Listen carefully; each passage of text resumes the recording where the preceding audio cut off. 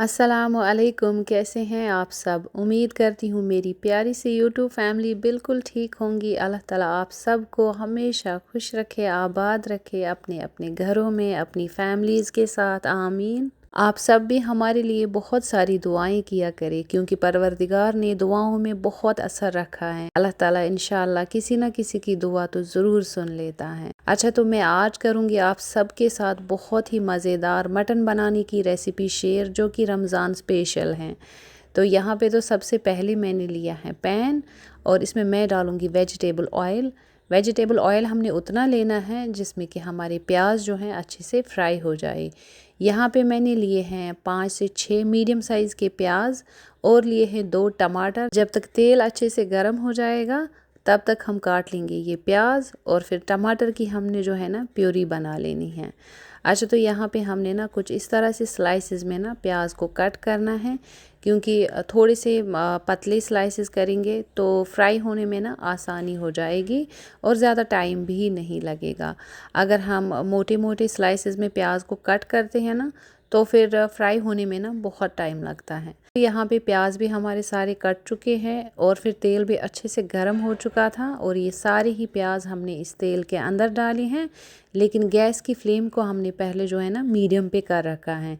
कई बार क्या होता है कि जैसे ही हम प्याज तेल में डाल रहे हैं और तेल ना ऊपर को आ जाता है, हाथ में छींटे भी लग सकते हैं। मेरे साथ तो कई बार ऐसे ना हो चुका है, और अभी भी हो रहा है। जब भी मैं खाना बनाती हूँ एक ना एक छींटा तो मेरे हाथ पे लग ही जाता है।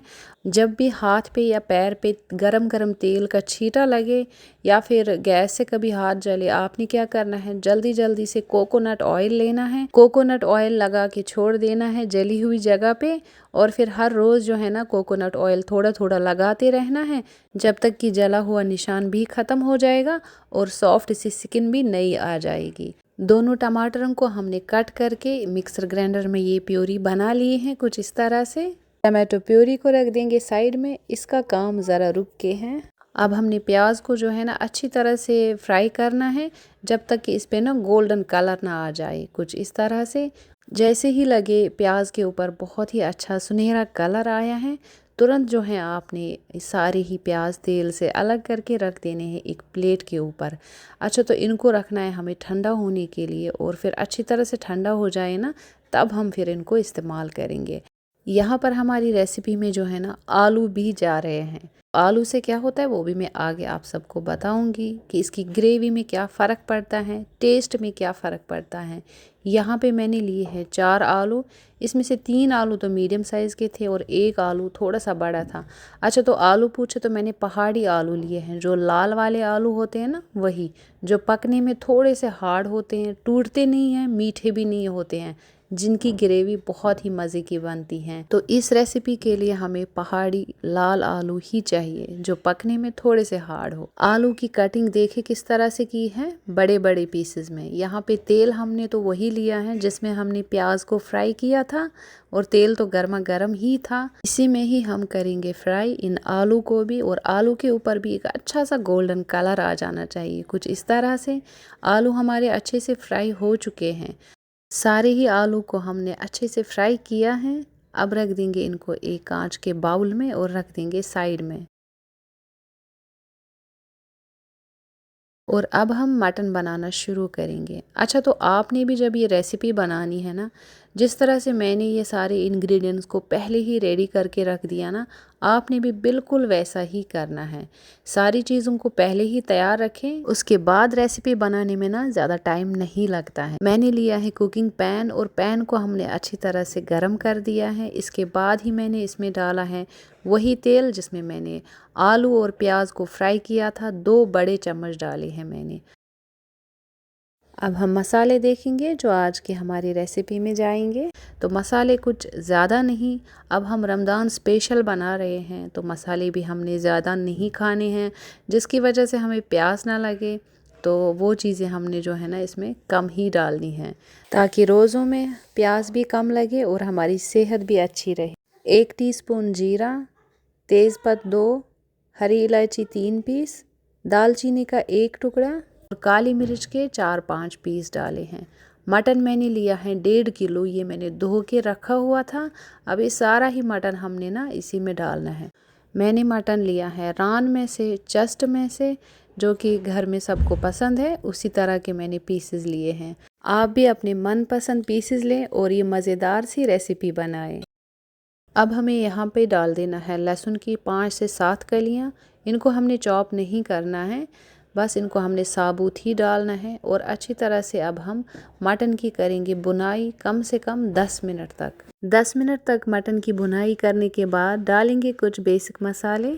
1 चम्मच हम डालेंगे हल्दी पाउडर, 2 चम्मच कश्मीरी लाल मिर्च पाउडर, 1 चम्मच धनिया पाउडर और 1 चम्मच हमने सौंफ पाउडर लिया है यहाँ पे।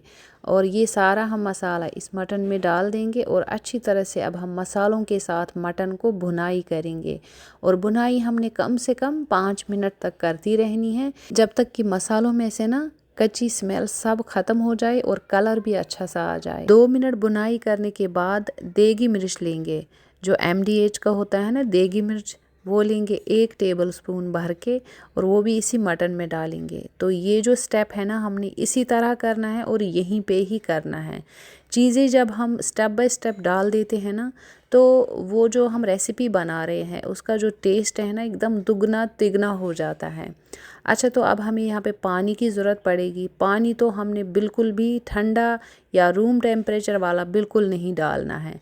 तो यहाँ पे हम पानी इस्तेमाल करेंगे एकदम उबलता हुआ पानी। मैं जब भी मटन, चिकन या फिर सब्जियाँ या दाल जो भी मैं बनाती हूँ उसमें मैं ना इसी तरह से हमेशा गर्मा गर्म ही पानी इस्तेमाल करती हूँ। उससे क्या होता है, मटन हो या दाल या सब्जियाँ पकने में आसानी हो जाती हैं जब हम गर्म पानी डालते हैं।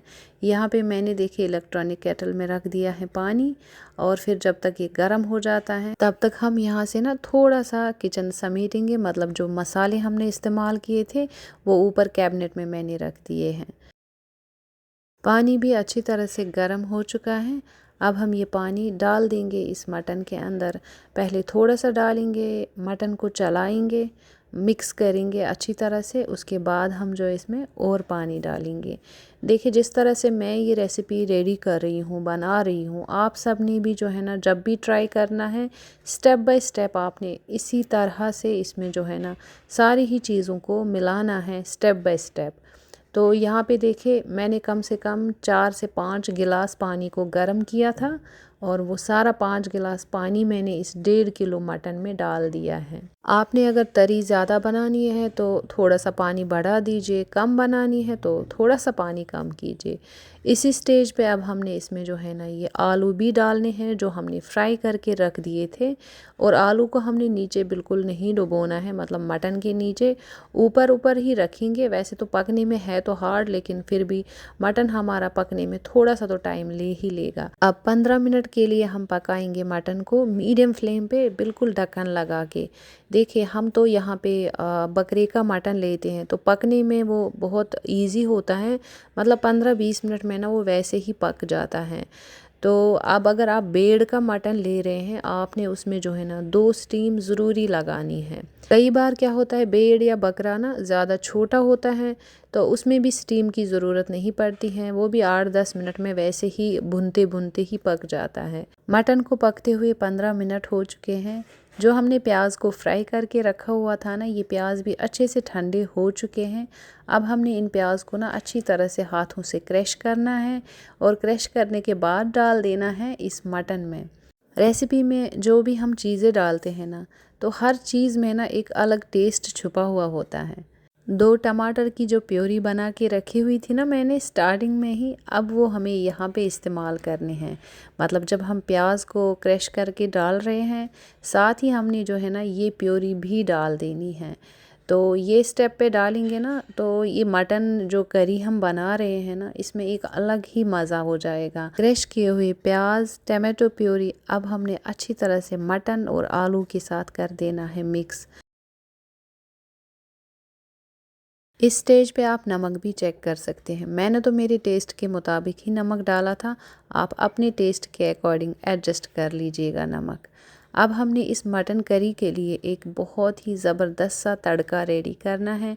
और यहाँ पे मैंने लिया है फ्राइंग पैन, इसमें मैंने घर का बनाया हुआ घी डाला है 2 टेबलस्पून। घर का बनाया हुआ जो घी होता है ना, उसकी सुगंध और उसका मज़ा ना कुछ अलग ही होता है।